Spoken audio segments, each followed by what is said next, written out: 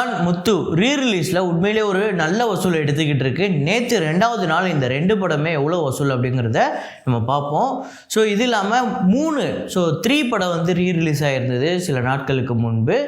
அந்த படத்தோட வசூலை கேட்டிருந்தீங்க. அந்த வசூல் எவ்வளோ அப்படிங்கிறதையும் இந்த வீடியோவில் நம்ம தெளிவாக பார்ப்போம். அப்புறம் இந்த வாரம் ரிலீஸ் ஆன காஞ்சூரிங் கண்ணப்பன், ஸோ அந்த படம் 2வது நாள் உண்மையிலே ஒரு மிகப்பெரிய நம்பரை வந்து கலெக்ட் பண்ணியிருக்கு. ஸோ எவ்வளோ அப்படிங்கிறத தெளிவாக பார்ப்போம். அதுக்கு அடுத்ததான் அனிமல். ஸோ இந்த படம் ஒரு மிகப்பெரிய வசூல் எடுத்துக்கிட்டு இருக்கு, அதையுமே பேச போகிறோம். ஸோ இன்னும் சில படங்களோட வசூலை பார்க்க போகிறோம். அதுக்கு அடுத்ததான் இன்றைக்கி பார்த்திங்க அப்படின்னா 24 years of Sethu. So Tamil சினிமாவோட ஒரு முக்கியமான ஒரு படம். அதுவும் இல்லாமல் சியான் விக்ரம் அவர்களோட ஒரு மிகப்பெரிய அவரோட லைஃப்பில் ஒரு முக்கியமான ஒரு திரைப்படம், மிகப்பெரிய வெற்றி படமான அமைஞ்சது. ஸோ அந்த படத்தோட பட்ஜெட் என்ன, வசூல் என்ன, ஷேர் என்ன அப்படிங்கிறது பார்ப்போம். ஸோ வீடியோக்குள்ளே போகிறதுக்கு முன்னாடி நம்ம சேனலில் நீங்கள் சப்ஸ்கிரைப் பண்ணல அப்படின்னா பண்ணிவிடுங்க. பக்கத்தில் இருக்க பெல் ஐகானோட ப்ரெஸ் பண்ணிவிடுங்க. வாங்க வீடியோக்குள்ளே போகலாம்.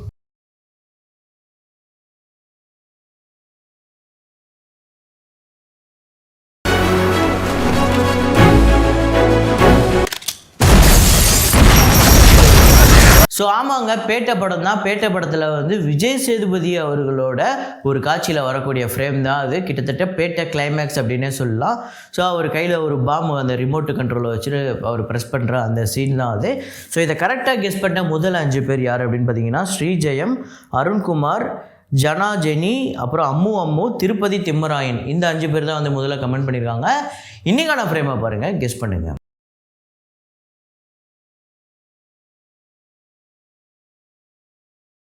டிசம்பர் எண்டில் நம்ம எப்போவுமே வந்து ஒஸ்ட்டு ஃபிலிம்ஸ்க்கு வந்து அவார்டு கொடுப்போம். ஸோ ஒஸ்ட்டு ஃபிலிம்னால் அது கிட்டத்தட்ட அது படமாக இல்லை, கேரக்டர்லேருந்து சில விஷயங்கள் ஃபன்னாக கொடுப்போம். ஸோ உதாரணத்துக்கு நாங்கள் வந்து சில கேட்டகரிலாம் சொல்கிறேன் பாருங்கள்.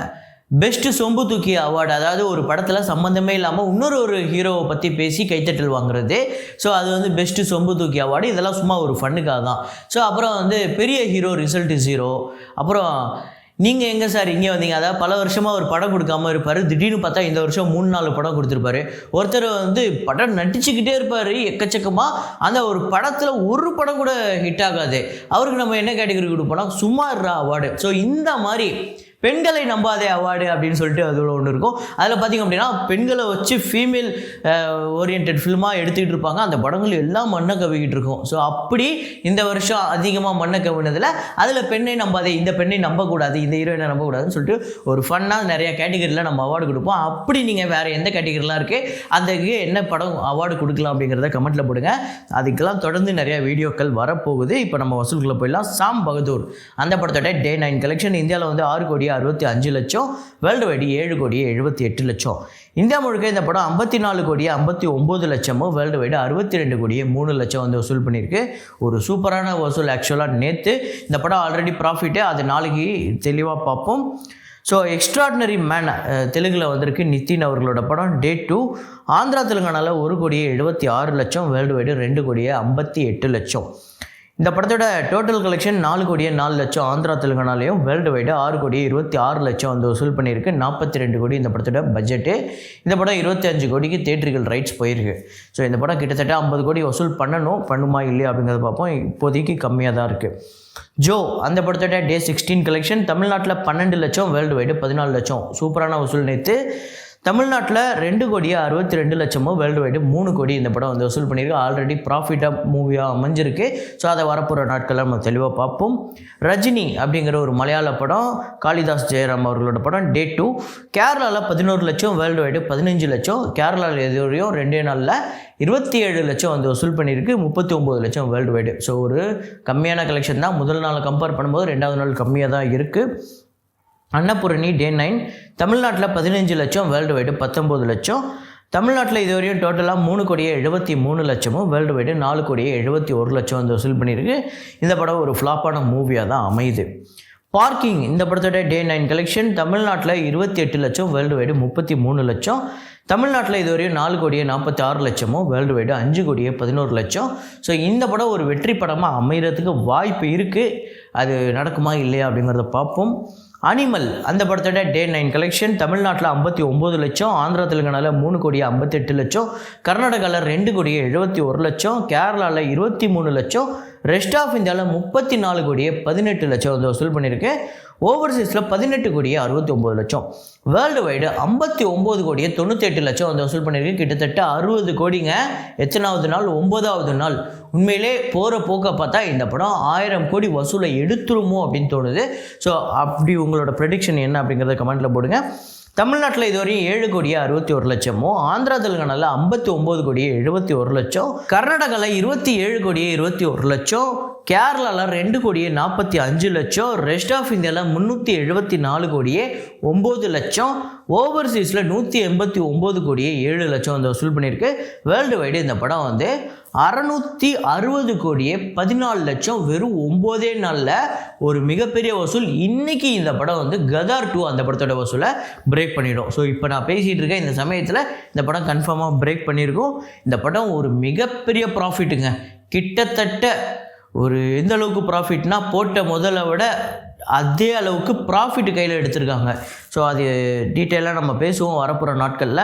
ஹாய் நன்னா அப்படிங்கிற படம் நானி அவர்களோட படம் டே 3 தமிழ்நாட்டில் 19 லட்சம், ஆந்திரா தெலுங்கானாவில் 5 கோடியே 85 லட்சம், கர்நாடகாவில் 1 கோடியே 10 லட்சம், கேரளாவில் 2 லட்சம், ரெஸ்ட் ஆஃப் இந்தியாவில் 6 லட்சம், ஓவர்சீஸில் 3 கோடியே 8 லட்சம். வேர்ல்டு வைடு இந்த படம் 10 கோடியே 30 லட்சம் வந்து வசூல் பண்ணியிருக்கு. 3வது நாள் முதல் நாள் மாதிரியே 3வது நாள் வசூல் பண்ணியிருக்கு 10 கோடி கிட்ட.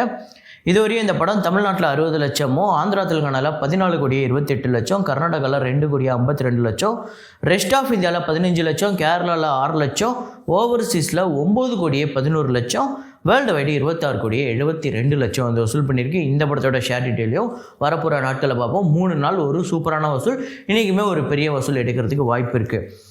அப்புறம் இந்த வாரம் ரிலீஸ் ஆன சில தமிழ் படங்கள், அதில் கட்டில் அப்படிங்கிற ஒரு படம் டே 2 95,000 வந்து வசூல் பண்ணியிருக்கு. டோட்டலாக 1 கோடியே 75,000.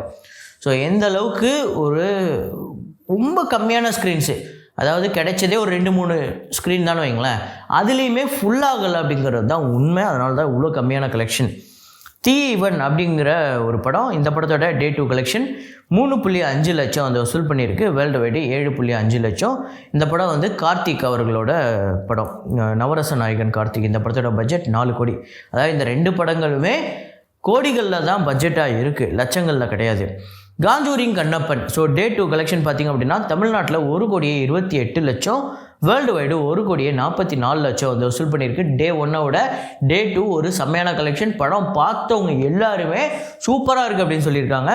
தமிழ்நாட்டில் 2 கோடியே 36 லட்சமோ, வேர்ல்டு வைடு 2 கோடியே 64 லட்சம், ஒரு நல்ல வசூல். ஸோ இந்த படம் லாங் ரன் போச்சுன்னா எவ்வளோ வரும் அப்படிங்கிறத உங்களோட ப்ரெடிக்ஷனை சொல்லுங்கள். ஸோ அதுக்கடுத்ததாக 3 ஸோ 3 அந்த படம் வந்து ரீரிலீஸ் ஆயிருந்தது. இந்த படம் வந்து ஆக்சுவலாக நவம்பர் 22 அந்த டேட்டில் தான் வந்து ரிலீஸ் ஆகிருந்தது. அப்போ வந்து ரொம்ப கம்மியான ஸ்க்ரீன் தான் வந்துருந்தது. அப்புறம் ஒரு தேட்டரில் டிசம்பர் 1 ரிலீஸ் பண்ணாங்க, ஒரு தேட்டரில் டிசம்பர் 3 ரிலீஸ் பண்ணாங்க. ஸோ இப்போ ஆளவந்தான் முத்து மாதிரி நிறையா தேட்டர்களில் இந்த படம் ரிலீஸ் ஆச்சான்னு கேட்டிங்கன்னா இல்லை, ரொம்ப கம்மியான ஸ்க்ரீன்ஸ் தான். ஸோ அதுக்கேற்ற வசூல் தான் வரும். இது வரையும் இந்த படம் டோட்டலாக நவம்பர் 22லேருந்து இப்போ வரையும் தமிழ்நாட்டில் 27 லட்சம் வந்து வசூல் பண்ணியிருக்கு. ஆந்திரா தெலுங்கானாவில் கூட இந்த படம் ரிலீஸ் ஆகிருக்கு. அங்கேயுமே கிட்டத்தட்ட ஒரு 4 லட்சம் கிட்ட வசூல் பண்ணியிருக்கு. 3லேருந்து 4 லட்சம். ஸோ மொத்தம் ஒரு 31 லட்சம் இந்த படம் இதுவரையும் ரீரிலீஸில் கலெக்ட் பண்ணியிருக்கு. ஒரு பெரிய விஷயம் ஆக்சுவலாக. ரீரிலீஸை பொறுத்தவரையும் லட்சங்களில் வசூல் பண்ணுறதே பெரிய விஷயம். மயக்கம் என்ன கூட இப்போ ரீசெண்டாக ரிலீஸ் ஆகிருக்கு. அது கூட வரப்போகிற நாட்களில் நம்ம பார்ப்போம். அப்புறம் ஆளவந்தான் முத்து, இந்த 2 படங்களுமே ரீரிலீஸில் ஒரு நல்ல வசூல் எடுத்துக்கிட்டு இருக்கு. முத்து ரீரிலீஸில் டே 2 கலெக்ஷன் தமிழ்நாட்டில் 6.5 லட்சம், டோட்டலாக வந்து 7 லட்சம் வந்து வசூல் பண்ணியிருக்கு. இதுவரையும் தமிழ்நாட்டில் 15 லட்சமும், டோட்டலாக 16.5 லட்சம். ஸோ இதை சொல்லும் போது ரொம்ப கம்மியாக தெரியும் உங்களுக்கு. ஆக்சுவலாக நீங்கள் தொடர்ந்து நீங்கள் டிவியில் பார்த்து தொடர்ந்து இந்த பாடல்களோ இல்லை இது யூடியூப்லேயோ இல்லை சன்னெக்ஸ்ட்லேயோ இல்லை வேறு ஒரு ஓடிடிலேயோ ஈஸியாக நீங்கள் நல்ல குவாலிட்டியிலேயே பார்க்கக்கூடிய அளவுக்கு இந்த படம். அப்படி இருந்தும் தேட்ரிக்கல் எக்ஸ்பீரியன்ஸ்க்காக போகக்கூடிய அந்த ஆடியன்ஸ் தான் இந்த படத்துக்கு போவாங்க.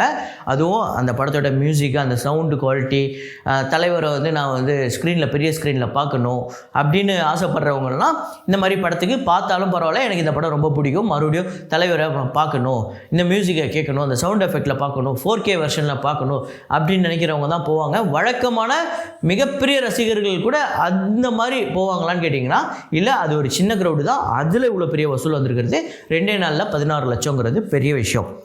ஆலவந்தான் ரீரிலீஸ் டே 2 கலெக்ஷன் தமிழ்நாட்டில் 15.5 லட்சம், ரெஸ்ட் ஆஃப் இந்தியாவில் 2.5 லட்சம், ஓவர்சீஸில் 6 லட்சம், வேர்ல்டு வைடு 24 லட்சம் வந்து வசூல் பண்ணியிருக்கு. 24 லட்சங்கிறது ஆக்சுவலாக ஒரு புது படம் இன்றைக்கி ரிலீஸ் ஆகி முதல் நாளே ஒரு 20 கோடி 30 கோடி கிட்ட வசூலானால் எப்படி இருக்குமோ அந்த மாதிரி ஒரு மிகப்பெரிய வசூல். தமிழ்நாட்டில் 30 லட்சமோ, ரெஸ்ட் ஆஃப் இந்தியாவில் 6 லட்சமோ, டோட்டலாக ஓவர்சீஸில் 13 லட்சம், வேர்ல்டு வைடு இந்த படம் இதுவரையும் 2 நாளில் 47 லட்சம் வந்து வசூல் பண்ணியிருக்கு. மிகப்பெரிய விஷயம். ஸோ முத்துவையும் இதையும் நம்ம கம்பேர் பண்ண முடியாதுன்னு ஆல்ரெடி நான் உங்ககிட்ட சொன்னேன். முத்து கிடைச்ச ஸ்க்ரீன்ஸுங்கிறது தமிழ்நாட்டில் இருந்து மொத்தமாகவே இந்தியா முழுக்கவே கம்மி தான். அதுவும் இல்லாமல் ஆலவந்தான் 1000 திரையரங்குகள் அப்படிங்கும்போது ஸோ அதுக்கு ஏற்ற கலெக்ஷன் தான் வரும். ஓவர்சீஸ்லேயும் இந்த படம் ரிலீஸ் ஆகிருக்கு. அதே மாதிரியே இந்தியா முழுக்க நிறையா ஸ்டேட்டில் இந்த படத்துக்கு நிறையா ஸ்க்ரீன்ஸ் கொடுத்துருக்காங்க முத்துவை கம்பேர் பண்ணும்போது. ஸோ அதனால் ஆலவந்தான் பெரிய கலெக்ஷன் இருக்கும். ஸோ முத்து எடுத்தது 2 நாளில் 16 லட்சங்கிறது பெரிய விஷயம். அதுவுமே பெரிய விஷயம்.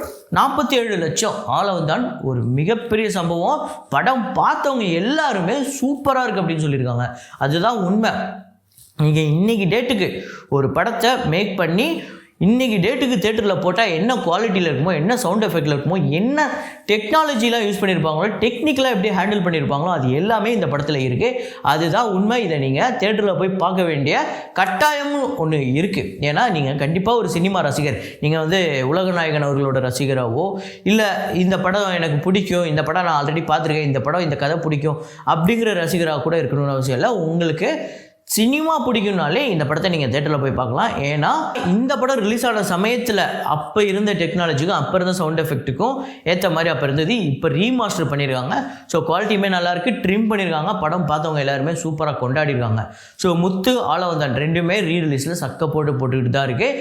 இது ரெண்டுத்தையும் வேறு யாராவது கம்பேர் பண்ணுறாங்க அப்படின்னா அது என்னை பொறுத்தவரையும் அது தப்பு அப்படிங்கிறது தான் உண்மை. ஸோ இந்த 2 படத்தில் நீங்கள் எதை தேட்டரில் போய் பார்த்துட்டீங்க அப்படிங்கிறத கமெண்ட்டில் போடுங்க. அதுக்கு அடுத்து தான் நான் சொல்லியிருந்தேன் சேது அந்த படத்தோட வசூலை சொல்கிறேன் அப்படின்னு சொல்லிட்டு. ஸோ சேது 1999, அதுக்கு முன்னாடியே கிட்டத்தட்ட ஒரு 10 வருஷம் அப்படியே ட்ராவல் பண்ணிட்டே தான் வராரு நம்ம சியான் விக்ரம். அவருக்கு வந்து எதுவும் பெருசாக ஏதாவது ஒரு படம் ஹிட்டானா கூட அது கூட பெருசாக அவருக்கு அடுத்த படத்துக்கு உதவாது. அப்படியே தான் போயிட்டு இருந்தார். ஒரு படத்தில் இதுதான்ப்பா நடிகன் அப்படிங்கிற மாதிரி ஒரு படம் வந்தது. அதுதான் சேது. ஸோ பாலா அவர்களுடைய இயக்கத்தில் இளையராஜா அவர்களுடைய இசையில் வந்து ஒரு வேறு மாதிரி ஒரு நடிப்பை கொடுத்துருந்தார் விக்ரம். ஆனாலுமே இந்த படம் ரிலீஸ் ஆகி ஒரு 10 நாள் இந்த படம் வந்து பெருசாக கூட்டம் வரல. டாப் 10 மூவிஸில் பெருசாக யாருமே கண்டுக்கலை.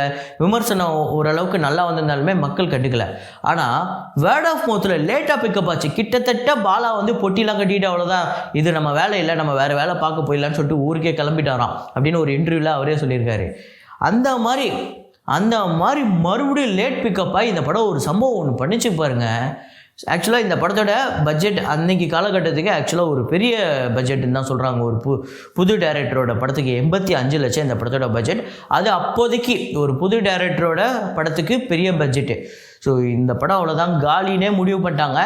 டாப் 10 மூவிஸ்லேயே கிட்டத்தட்ட ஒரு 7வது இடமோ 8வது இடமோ அப்படிலாம் இருந்தது. அப்புறம் அந்த படம் லேட்டாக 2 வாரம் 3 வாரம் கழிச்சு அந்த படம் நம்பர் 1க்கு வந்தது. அதுதான் சேது. கில்லிக்குமே இது நடந்திருக்கு. இந்த மாதிரி நிறையா படங்களுக்கு அந்த சமயத்தில் டாப் 10 மூவிஸில் நடந்திருக்கு. இந்த படத்தோட பட்ஜெட் 85 லட்சம். தமிழ்நாட்டில் மட்டுமே 6 கோடி வசூல் பண்ணியிருக்கு. வேர்ல்டு வைடு 6 கோடியே 90 லட்சம். இந்த படத்துக்கு ஷேரு தமிழ்நாட்டில் 3 கோடியே 25 லட்சம். வேர்ல்டு வைடு ஷேர் 3 கோடியே 65 லட்சம். ஸோ இந்த படம் ஒரு சூப்பர் டூப்பர் ஹிட்டு. இந்த படம் அதுக்கப்புறம் சியான் விக்ரமோட அவர்களோட கெரியரே டோட்டலாக சேஞ்ச் பண்ணிச்சு. அந்நியன் மாதிரி ஒரு படம் வரையும் கொண்டு வந்து விட்டுச்சு.